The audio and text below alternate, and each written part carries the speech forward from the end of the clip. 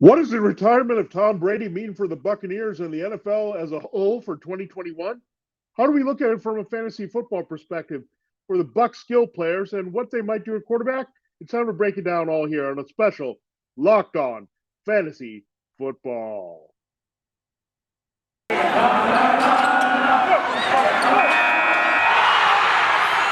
are Locked On Fantasy, your daily NFL fantasy podcast. Part of the Locked On Podcast Network, your team every day.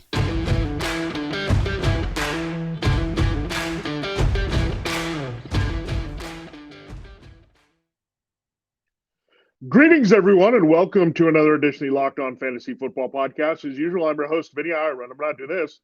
I'm running about NFL and fantasy football for sportingnews.com. We said we were going to take a break from Super Bowl talk, and we'll get into that next week as we get closer to the game there on February 13th between the Bengals and Rams in Los Angeles to decide Super Bowl 56.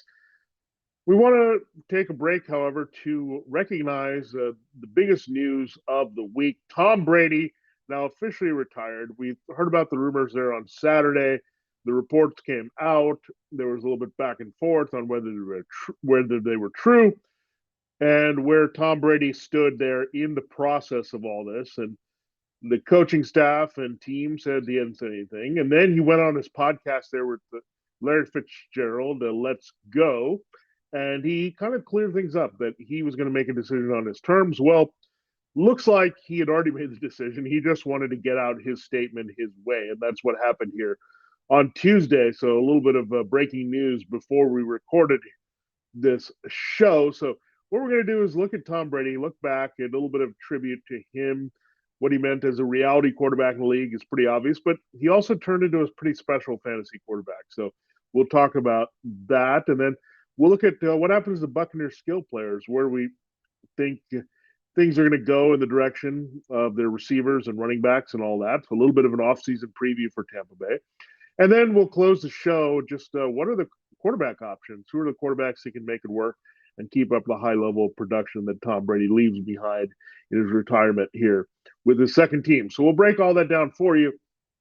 Thanks for making Locked On Fantasy Football your first listen every day. We are free and available on all platforms.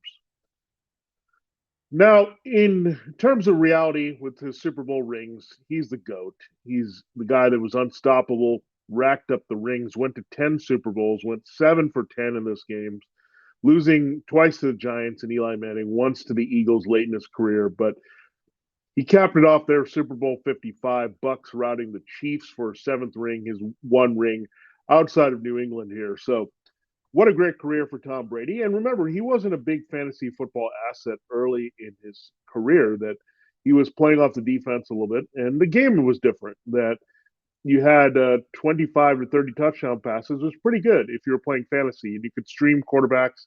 You could just look for the right combination of quarterback. And I was a little bit ahead on streaming, and that's how I would go. When I realized, look, there's not much difference between these quarterback scorers. And if you don't have an elite one, doesn't matter because the guy right behind is only a few points less worth per week. So that's how Tom Brady kind of broke out. I remember this game out in Denver where it was a Patriots deficit, and Brady kind of led them back and threw a lot for volume and produced. And it was the year 2003. I had John Kitna and Tom Brady as a platoon here. And I started out with Kitna, given he had some weapons there with the Bengals. But then I went more pivoting to Tom Brady in some bigger games because the Patriots didn't have the same kind of dominant defense. They gave up some points. And when I saw Tom Brady in that season, he evolved into being a guy that you plug and play in certain weeks in the right matchups as platoon QB to a guy that could ascend to this big-time score, reliable, consistent fantasy football producer. And that happened to the spike in 2007. We know what happened then. The Patriots were the highest scoring then offense in NFL history. They blew through the regular season 16-0, got to the Super Bowl, lose to the Giants. But what we had there was Randy Moss go off for a big season, Wes Welker as well, and then Tom Brady threw for 50 touchdown passes, a then NFL record. Surprisingly, we waited until 2021 until Tom Brady would lead the league here in passing TDs and passing yardage. So goes over 5,000 yards, and that's how he leaves the game. He was a 5,000-yard passer, hits 40 touchdowns again here. So Brady, what a way to cap the career. But that's what reminded me of that season here, just having the same type of success all these years later at age of 44. Brady was kind of in his prime then, right around 30 in 2007. He lights it up, 50 TDs. He was a league winner for many, much like we saw years later with the Peyton Manning breaking the 50 touchdown barrier and setting the record. And then Patrick Mahomes also lighting it up just a couple years ago as the NFL MVP. So 50 touchdowns was a threshold we didn't get to before. We'd seen it to some level, close to it with Dan Marino. Then Kurt Warner pushed for that number. But really, we didn't see the 50 being possible until Tom Brady showed it and showed what offenses could be at a high level with their ceiling. And we saw that with Josh McDaniels. There was a break in between where McDaniels went to the Broncos. He had Bill O'Brien take over, but Brady was still pretty good. But then he reunited with McDaniels and took off again with some big years over and over. So one of the more consistent fantasy football quarterbacks was going to produce 2 touchdowns more weeks than not to there in decent matchups. He would throw off into the red zone, so that would help as well, get the touchdowns there. Didn't always have the biggest yardage games, but you plugged him in and he sat back and played Tom Brady every week, and you usually were happy with the results. Pretty much every year since 2007, minus 2008, that was a bummer that we lost one of those years with that torn ACL that he had right after the 50 touchdown season. But I'll remember Tom Brady again, starting out as an intriguing fantasy football asset and then becoming that statistical boom that we'd seen from other quarterbacks. He kind of surpassed Peyton Manning in that department. Didn't quite get there with Drew Brees and Aaron Rodgers. They've had some bigger years overall. There with Brees just having to throw for a ton of volume. The Patriots have always been good on the other side, but you knew if you took Brady as the middle of the road QB1, you'd be satisfied with the results. The last 2 years have been outstanding if you got him in different parts of your draft. They're both with Tampa.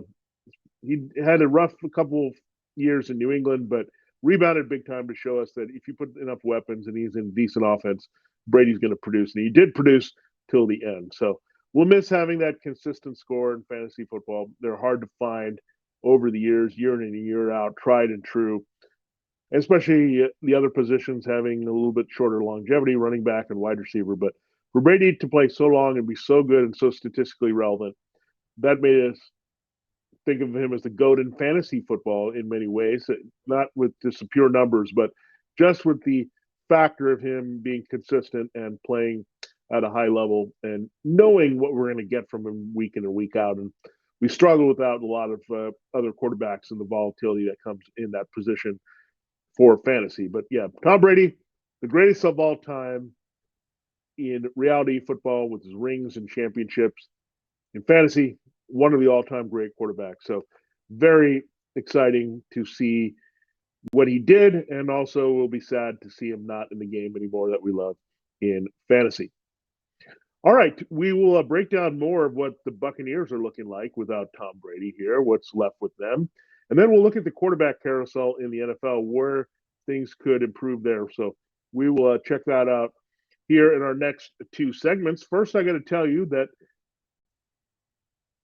there might be less football being played, but betonline.net has way more odds and information for this playoff season, from scores, totals, player performance props to where the next hired coach is going to land.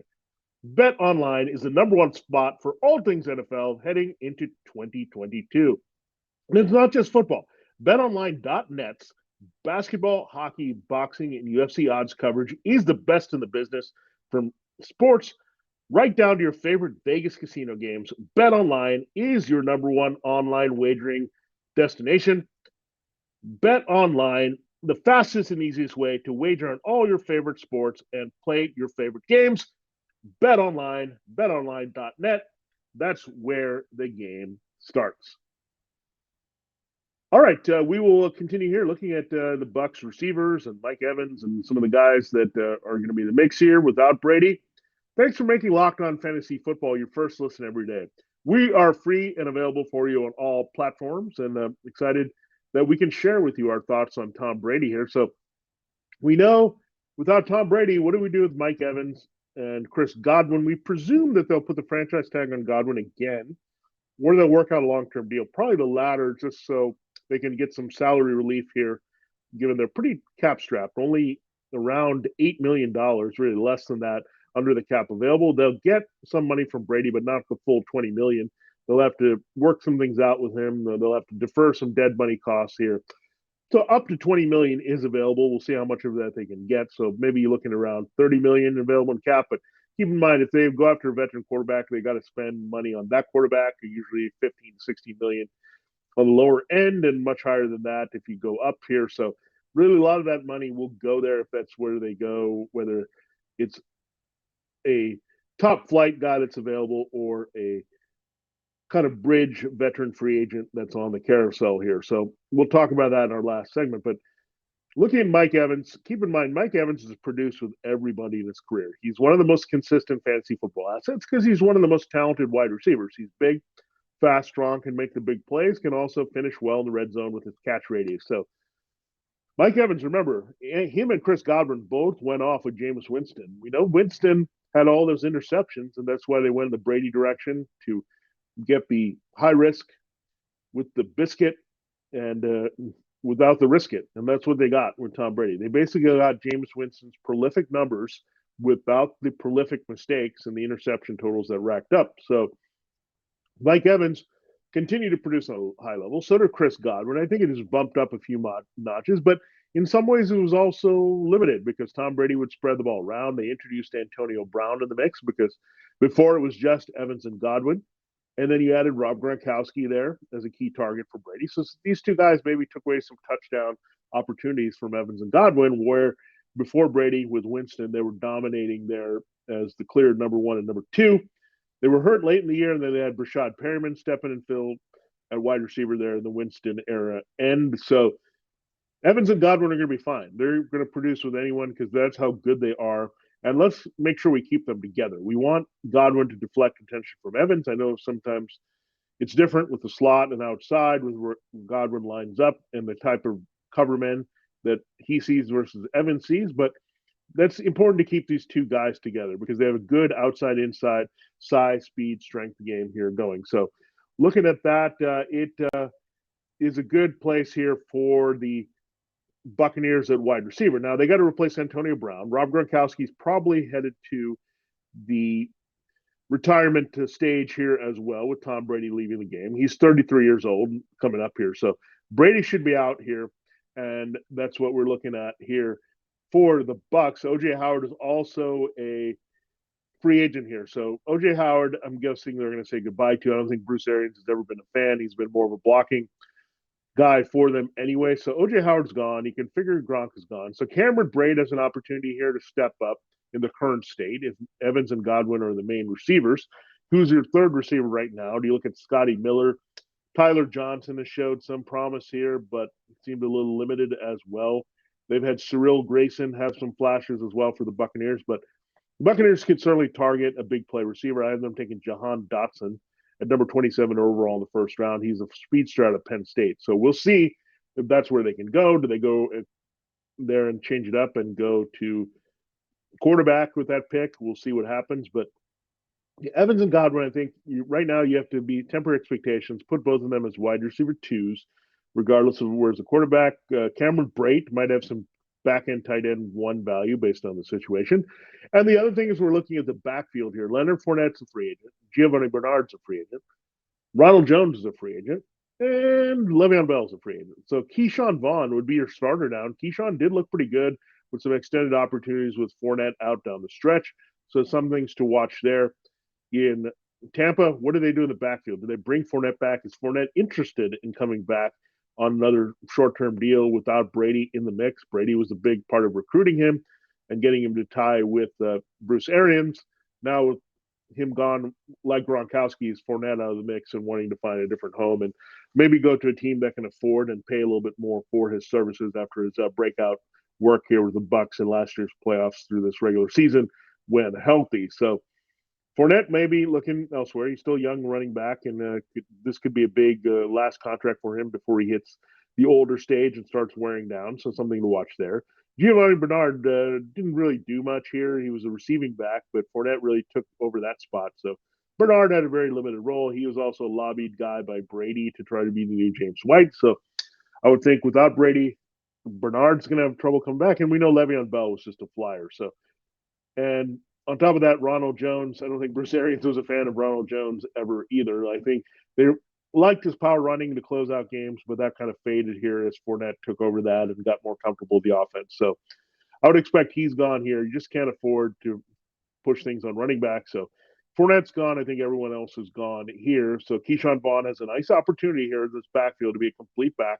Remember, we buzzed about Keyshawn Vaughn before the Fournette acquisition there with Ronald Jones. Thought, okay, they like this kid. He's going to have a key role. Now they could go get a complimentary back, a different one. If it's a veteran, they can just re-sign one of these guys. But you would think they would also think about a young running back here with some power sensibilities. Vaughn, a little bit more quickness and speed. So maybe a little bit of Fournette type bruiser that they might look at in the draft. And he could have a big role here. Now, maybe they like Ronald Jones in that role as well and keep him on the cheap. So a lot of things we want to look at with that backfield, but I don't think they'll go in with Vaughn as the only guy here there at that position. So again, right now, your top receiving targets look like Evans, Godwin, and Brate. Your top running back right now is Vaughn. We also need to know the Buccaneers have a very strong offensive line here. Donovan Smith, good at left tackle, but Tristan Wirfs is amazing at right tackle. Ryan Jensen is a free agent, the center, so they'll have to take care of that. But you've got good other offensive linemen here holding up. Tampa's O-line and the pass protection in front of Brady, probably one of the more underrated developments on why he was so good there in Tampa for 2 years. So pretty good skill position. It's pretty good line support here as well for what's in place here for the Bucs without Brady. So looking forward, I think their fantasy football assets can still be pretty special here. And some upside and opportunity here with the backfield maybe being reshuffled in Tampa Bay. So that's what we're going to look at. Now, what we'll do in our final segment is figure out where they might think about the replacement here for Tom Brady.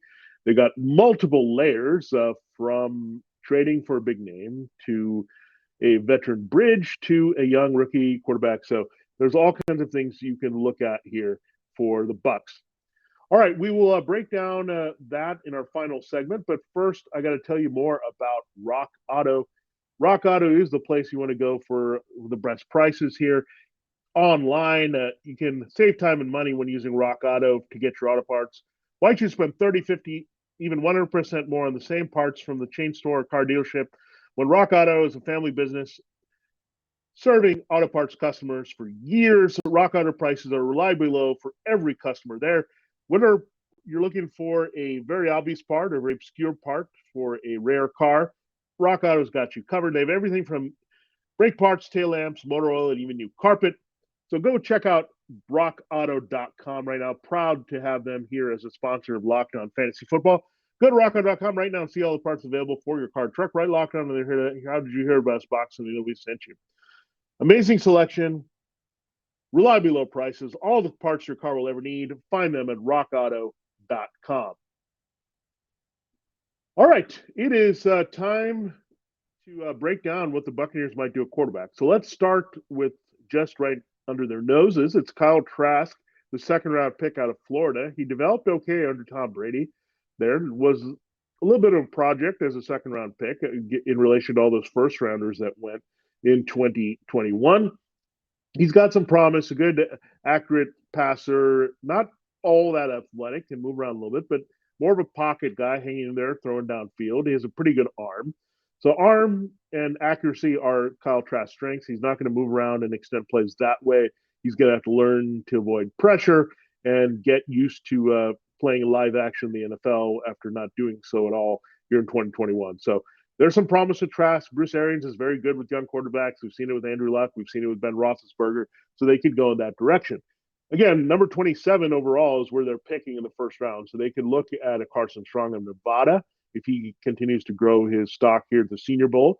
You also have Desmond Ridder of Cincinnati. He's there in Mobile as well. And Sam Howell of North Carolina, another guy trying to show his wares off in front of the Jets and Lions coaching staff. And other staffs there in practices in Mobile this week. So a lot of options there. Maybe develops into where the Bucs want to go instead of sitting on Kyle Trask. Then looking at the other side of things here, you could go all the way to Aaron Rodgers and make an aggressive move for him and try to get lightning in a bottle again. And Aaron Rodgers trying to get the same idea, a disgruntled quarterback with his former team not being able to win another ring. You go in the Aaron Rodgers direction. Maybe he says, okay, Green Bay is not working. Let me find Tampa Bay here. This team is ready to win now. Will the Bucs be aggressive and want to pair him with Arians, or what do you get from him there, and what do you have to give up to get him? Can you sell Aaron Rodgers on the Bucs being a destination? So Aaron Rodgers is an outcome. Kyle Trask is a lower end outcome. Even lower than that is a quarterback there in the draft that isn't one of the top prospects, where it's Malik Willis, Matt Corral, or Kenny Pickett. And the other thing you think about for the Buccaneers is those middle of the road bridge QBs. Now, Derek Carr maybe out in the Raiders system with Josh McDaniels there. We know Josh McDaniels worked with Tom Brady, so there could be a correlation there that McDaniels quarterback did well with Bruce Arians. And if Derek Carr could be the guy, should the Patriots, or should they, the Patriots West, I'll call them, with Nick Ziegler and Josh McDaniels there in Las Vegas, should they want to go in a different direction and go for a higher ceiling quarterback, Derek Carr would be a nice seamless bridge here, working with Arians and handling some of the receivers they have here in Tampa, especially with Cameron Brate being a big factor and Mike Evans as well as big targets. Another player they can think about is Ryan Tannehill. Right now, the Titans taking Desmond Ridder in the mock draft I have in the first round. So they might be trying to move Ryan Tannehill, trying to push for their ceiling. The AFC is loaded with quarterbacks. I don't know if you can get by with Tannehill or Carr, for that matter, and expect to compete with the Joe Burrows and Patrick Mahomeses and Josh Allen and eventually Justin Herbert as well. I think you need to really upgrade at quarterback. Mac Jones is on his way up as well. Lamar Jackson is rather established. Don't forget about him. So you got to fix quarterback and you got to get some upside playmaking. So they might be done with Tannehill. Maybe you want to go with the younger quarterback, save some money, diversify the funds, strengthen other positions here. So I could definitely see that with Carr and Tannehill. All right, so we have those two guys. And Jimmy Garoppolo, you can't sleep on Jimmy G.